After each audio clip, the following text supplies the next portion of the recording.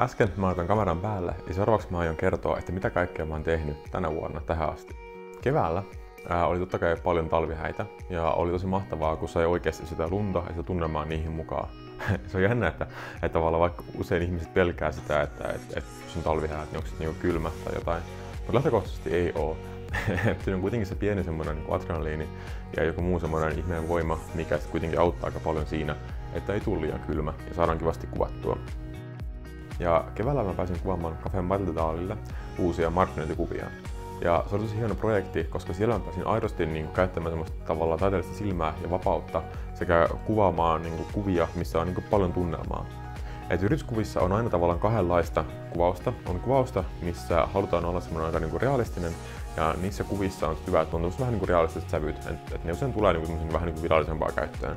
Sitten taas on projekteja, missä saa olla aidosti luova ja tosi taiteellinen.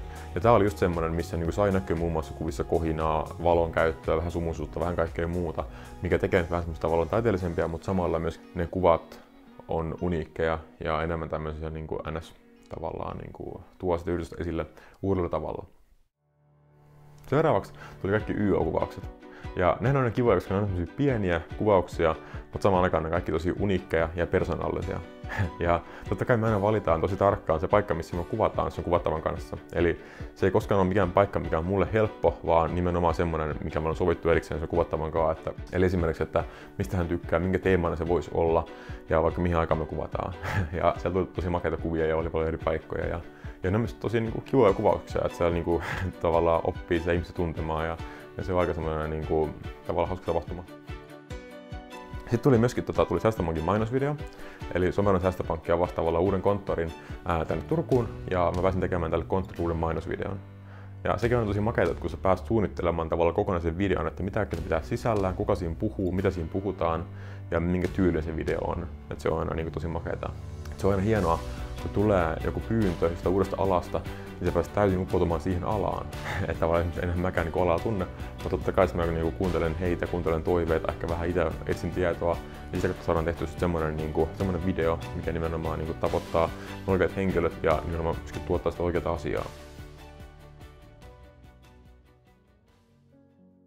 Sitten pikkuhiljaa tuli kesä, ja kesällähän totta kai isossa osassa on aina häät. Ja tänäkin vuonna on tosi monenlaisia häitä. Muun muassa oli tosi isoja ja jopa muutamia kansainvälisiä häitä. Ja se on aina tosi makea fiilis, kun siellä häissä on paljon vieraita vaikka ulkomailta tullut jostain kauempaa tai puhutaan monta eri kieltä. Ja sekin on myös tosi hienoa, että totta kai ne häät aina vaihtelee sen mukaan, minkälainen hääpari on. Pienissä ja intiimeissä häissä on ihan oma tunnelma. Ja jos mietit, että isot häät on ehkä useimmiten tämmöiset tosi tavallaan ehkä hauskat, juhlavat ja semmoiset ehkä aika fiinit.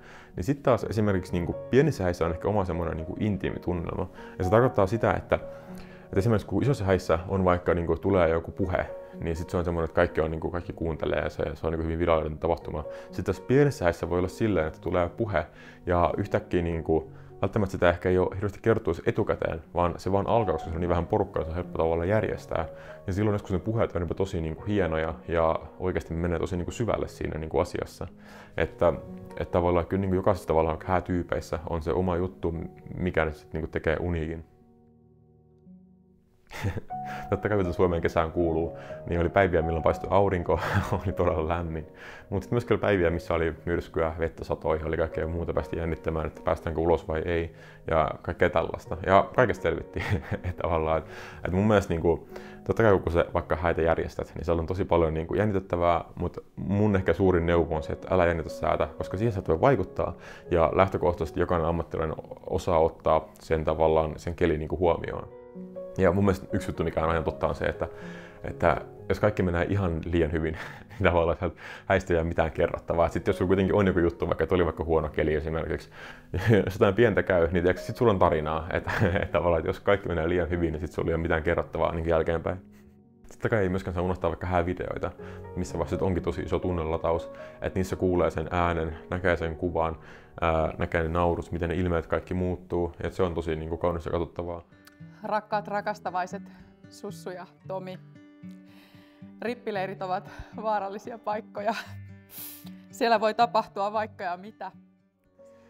Sitten myöskin kesällä pääsin kuvaamaan muutamia parikuvauksia, ja ne on siinä makeita, koska niistä vähän tulee se sama rakkaus, mikä on vaikka hääkuvauksissa, mutta sieltä saadaan se sama tunnelma, mutta viedään semmoisen ympäristöön, missä saa vaan kuvata vaan sitä. Voidaan valita tosi tarkkaan se kuvauspaikka, saadaan luotua se tunnelma, ja ne on tosi kivoja kuvauksia, ja niin kuin, usein parit tykkää, ja se on itse asiassa vähän semmoinen pieni, pieni treffi myöskin sille parille, koska he pääsevät uuteen kokemukseen, he pääsevät nauramaan, he pääsevät lähelle ja ehkä oppii toista jotain uutta.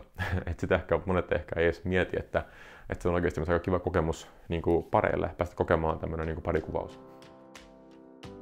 Totta kai kesään kuuluu myös monia yritysvideoita, ja mä pääsin kuvaamaan muun muassa Porissa Kuljetin kumille tämmöisen yritysesittelyvideon. Lähinnä vain niin kuin perusvideo, mikä tuo tavallaan koko sitä yrityksen toimintaa esille. Sitten Halikossa pääsin kuvaamaan Halikon kumipalvelulle oman yritysvideon samalla tavalla kuin Porissa, semmoinen tavallaan niin kuin koko yrityksen oma esittelyvideo. Jos voidaan käyttää niin kuin somessa, ja esimerkiksi näitäkin käytetään paljon muun muassa niin kuin eri messuilla. Kesällä mä myöskin pääsin tekemään OP Lounaismaalle tämmöisen markkinointikuvauksen, eli tavallaan me kuvattiin niin kuin kampanjakuvia, valokuvia ja myöskin niin kuin lyhyet mainosvideot. Ja niitä se tuli tosi moneen eri paikkaan, että niitä oli muun muassa niin kuin valomainostauluilla, somessa, otettiin muun muassa pystyä vaakakuvia ja myöskin sit tavallaan niin kuin samaan teemaan myöskin sit niin kuin pienet teaser-videot. Ja sekin tosi makea projekti, koska sielläkin sai käyttää tavallaan sitä omaa silmää, kuvattiin muun muassa siis niin kuin makeissa paikoissa makean aikaan, oli auringonlaskua, auringon nousua. Että niissä oli sitä jotain tunnelmaa taas kerran, ja se oli niinku tosi kivaa. Sitten nopean kesän jälkeen tuli syksy, ja syksy alkoi mulla sillä, että mä kuvasin Rauman Lyseon lukion esittelyvideon. Siellä siis ideana oli tehdä tavallaan esittelyvideo koulusta, mitä sitten niin näkee ennen kaikkea yläasteikäiset, mutta myöskin monet muut. Myöskin pääsin kuvaamaan Lähitapeolle Etelälle uusia markkinointikuvia ja markkinointivideomatskua. Taas kerran mietittiin sen koko homma, että mihin kuvia tarvitaan, mikä olisi siihen tavallaan niin se paras tausta ja myöskin vähän niin kuin kuvien tarina. Et usein ehkä se on myöskin tärkeää muistaa, että vaikka olisi valokuvia, niin on myöskin tärkeää, että niissä valokuvissa on niin tarina, että vaikka jos vaikka on kuvasarja tai vaikka on erilaisia kuvia, että ne kaikki vähän liittyy toisiinsa, että niissä on joku tavallaan niin matchi. Tässä oli pieni kattaus siitä, että mitä mä tänä vuonna kuvannut. Jos sulle kolahti, että hei, voisin sopia sun suunnitelmiin, niin laita viestiä, jos mahtaa päästä kuvaamaan. Kiitos sulle ja nähdään taas.